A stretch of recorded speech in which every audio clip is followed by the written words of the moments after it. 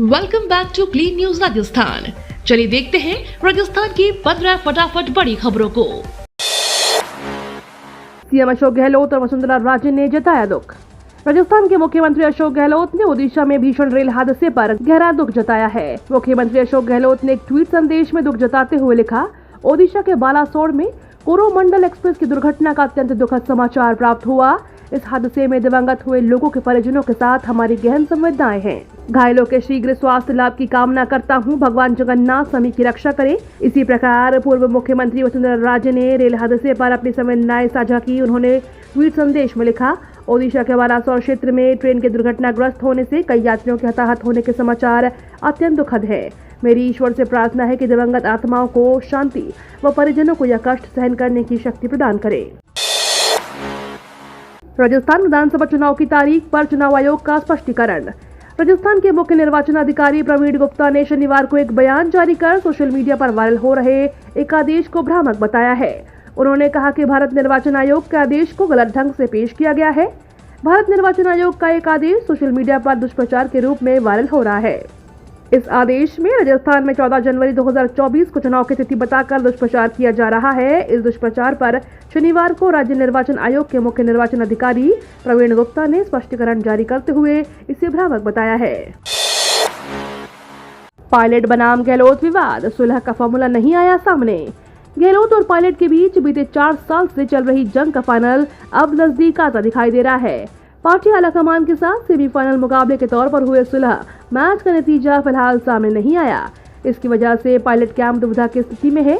वहीं पर्दे के पीछे नेताओं ने कुछ बेहतर होने की उम्मीदें भी नहीं छोड़ी हैं। पायलट समर्थक विधायक वेद प्रकाश सोलंकी के बाद कल उनके बेहद नजदीकी मंत्री मुरारी लाल मीणा पीसीसी पहुंचे।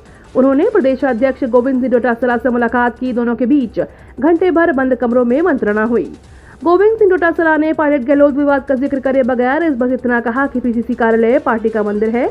यह तमाम नेता कार्यकर्ता आते ही रहते हैं। राजस्थान के मुसलमानों पर भाजपा की नजर।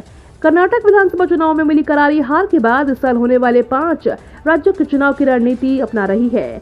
भाजपा इन चुनाव में अपनी कट्टर हिंदुत्व छवि से परे हटकर सॉफ्ट हिंदुत्व की ओर बढ़ेगी। यही कारण है कि बीजेपी अब हिंदुत्व के साथ साथ मुस्लिम वोटों को साधने की कोशिश में जुट गई है। बीजेपी ने मोदी सरकार के 9 साल पूरे होने पर महाजनसंपर्क अभियान के दौरान मुस्लिम वोटर से भी संपर्क साधेगी। इसलिए राष्ट्रीय प्रभारी के तौर पर राजस्थान के हुसैन खान को जिम्मा सौंपा है। 11 जून को राजस्थान में होगा बड़ा सियासी धमाका। पश्चिमी विक्षोभ के बाद राजस्थान में एक बार फिर से सियासी पारा चढ़ने लगा है और इस बढ़ते सियासी पारे में 11 का आंकड़ा अहम साबित होगा। दरअसल चर्चाएं हैं कि राजस्थान की सियासत में 11 का अंक गणित हलचलें पैदा करेगा और यह चर्चा जोरों पर है, क्योंकि पिछले 2 महीनों से 11 तारीख को राजस्थान के पूर्व डिप्टी सीएम सचिन पायलट कुछ न कुछ सियासी धमाका करते हैं। अब एक बार फिर 11 तारीख को सियासी धमाके की चर्चाएं हैं। इस महीने की 11 तारीख को और भी अहम हो जाती है। राजस्थान विधानसभा चुनाव की तारीख को लेकर आई बड़ी खबर। भारत निर्वाचन आयोग का 2 जून 2023 का एक आदेश शनिवार को सोशल मीडिया पर खूब वायरल हो रहा है। इस आदेश में एक तारीख दी गई है जिसे लोग राजस्थान में विधानसभा चुनाव की तारीख बताकर वायरल कर रहे हैं। हालांकि जब इस तारीख पर नजर डाली गई तो सच्चाई सामने आ गई।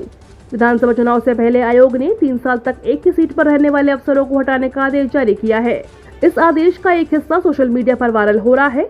आदेश में मिजोरम, छत्तीसगढ़, मध्य प्रदेश, राजस्थान और तेलंगाना राज्यों का उल्लेख करते हुए आगे एक तारीख का अंकन किया गया है जिसे लोग चुनाव की तारीख बता रहे हैं, जबकि असलियत में इन 5 राज्यों में वर्तमान विधानसभाओं के कार्यकाल खत्म होने की तारीख है। राजस्थान में 14 जनवरी 2024 को वर्तमान विधानसभा का कार्यकाल खत्म हो जाएगा। अगले 2 से 3 घंटे में होगी मूसलाधार बारिश। 26 जिलों में 5 जून तक येलो अलर्ट। 1 जून से पश्चिमी विक्षोभ का असर अभी प्रदेश में जारी है। इसी बीच पाकिस्तान में एक और पश्चिमी विक्षोभ का परिसंचरण तंत्र विकसित हुआ है।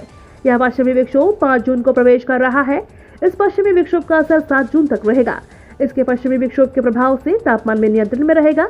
जयपुर मौसम केंद्र के निदेशक राधेश्याम शर्मा ने बताया कि पिछले सप्ताह के बाद मौसम शुष्क रहेगा। इसके बाद कई जगहों पर तापमान 40 डिग्री सेल्सियस को पार करेगा, लेकिन लू की आशंका नगण्य है। 9 से 15 जून तक मौसम में बहुत परिवर्तन नहीं होगा। राजस्थान हाई कोर्ट में 1 महीने के लिए सुनवाई बंद। 5 जून से समर वेकेशन शुरू। राजस्थान हाई कोर्ट में शनिवार से सुनवाई बंद हो गई है। अगले 1 माह तक रूटीन सुनवाई बंद रहेगी। केवल जरूरी मामलों की सुनवाई के लिए एक बेंच लगेगी। 5 जून से हाई कोर्ट के समर वेकेशन शुरू हो रहे हैं, जो 2 जुलाई तक चलेंगे। अब 3 जुलाई को हाई कोर्ट खुलेंगे। इससे पहले आज रविवार को चलते हाई कोर्ट में अवकाश रहेगा। उसके बाद रूटीन मामलों की सुनवाई हो सकेगी। गृह जिले और 3 साल के बाद एक ही पद पर जमे अफसरों के तबादले करने के निर्देश। केंद्रीय चुनाव आयोग ने गृह जिले और 3 साल तक एक ही पद पर काम कर रहे अफसरों का तबादला करने के निर्देश दिए हैं और इसके लिए 31 जुलाई की आखिरी तारीख भी दी है। वहीं प्रदेश में इस वर्ष के अंत में प्रस्तावित विधानसभा चुनाव के निर्वाचन विभाग ने तैयारियां शुरू कर दी है। इन तैयारियों का जायजा लेने भारत निर्वाचन आयोग की टीम जून माह में 2 दिवसीय दौरे पर राजस्थान आएगी। गहलोत सरकार खरीफ फसल की बुआई से पहले किसानों को बीज मिनी किट देगी। राजस्थान में गहलोत सरकार प्रदेश के किसानों को खरीफ फसलों की बुआई के पहले बीज मिनी किट देगी। खास बात यह है कि बीज मिनी किट की फ्री में दी जाएगी। किसानों से किसी भी प्रकार का शुल्क नहीं लिया जाएगा। हाल ही में सीएम अशोक गहलोत की सरकार ने 128 करोड़ रुपए के वित्तीय प्रस्ताव को मंजूरी दी है। राज्य सरकार खरीफ सीजन में बुआई के लिए लघु एवं सीमांत किसानों को बीजों की मिनी किट उपलब्ध कराएगी, जिसमें बाजरा, मक्का, मूंग, मोठ जैसी फसलें शामिल की गई है। सरकार 23 लाख किसानों को बीज देगी। किसानों को यह बीज किट जून के पहले हफ्ते दी जाएगी। नायब तहसीलदार, पटवारी सहित कई पदों पर निकली वैकेंसी। दिल्ली विकास प्राधिकरण में नायब तहसीलदार, पटवारी, असिस्टेंट अकाउंटेंट ऑफिसर और लीगल असिस्टेंट सहित कई पदों पर बहाली हो रही है। इच्छुक एवं योग्य उम्मीदवार डीडीए की आधिकारिक वेबसाइट dda.gov.in के जरिए अप्लाई कर सकते हैं। नोटिफिकेशन के आधार पर इन पदों के लिए आवेदन प्रक्रिया कल से शुरू हो चुकी है और 2 जुलाई को समाप्त होगी। डीडीए भर्ती परीक्षा के तहत कुल 687 पदों को भरा जाएगा। रूईट मेंस एग्जाम का रिजल्ट घोषित। राजस्थान अधीनस्थ और मंत्री स्तरीय सेवा चयन बोर्ड ने उच्च प्राथमिक विद्यालय शिक्षक पदों का रिजल्ट जारी कर दिया है। परीक्षा में शामिल उम्मीदवार आधिकारिक वेबसाइट से रिजल्ट देखकर डाउनलोड कर सकते हैं। शॉर्टलिस्ट किए गए उम्मीदवारों को डॉक्यूमेंट वेरिफिकेशन के आधार पर उपस्थित होना होगा। 1 मार्च को आयोजित की गई इस भर्ती अभियान का उद्देश्य 21,000 प्राथमिक और 27,000 उच्च प्राथमिक पदों सहित कुल 48,000 रिक्तियों को भरना है। इसके तहत सामाजिक विज्ञान के 4,712 पदों के लिए रिजल्ट की घोषणा की गई है। वरिष्ठ नागरिकों के लिए खुशखबरी।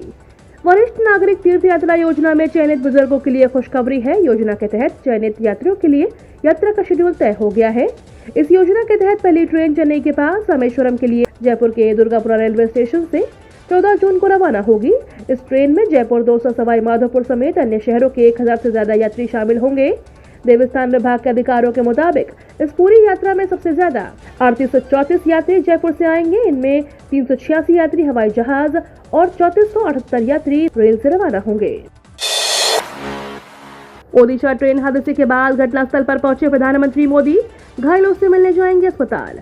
ओडिशा में भीषण रेल हादसे में मृतकों का आंकड़ा बढ़ता जा रहा है। वहीं 900 के करीब लोग घायल हैं।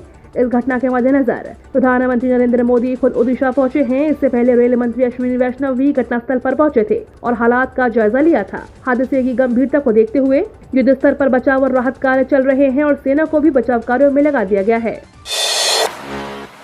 जेईई एडवांस के एग्जाम 4 जून को 2 शिफ्टों में होगी परीक्षा। जेईई एडवांस के एग्जाम आज यानी 4 जून को होंगे। एग्जाम को लेकर सारी तैयारियां पूरी कर ली गई है। राजस्थान से हजारों स्टूडेंट्स इस एग्जाम में शामिल होंगे। कोटा, अजमेर, जयपुर में राजस्थान समेत देश भर के लाखों छात्र जेईई एडवांस की तैयारी में जुटे थे।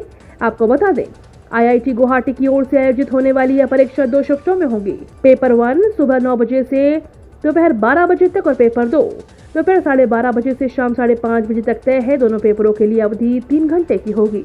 ये तो थी राजस्थान की बड़ी खबरें। रोजाना सबसे पहले अपडेट पाने के लिए क्लीन न्यूज राजस्थान को अभी सब्सक्राइब करें।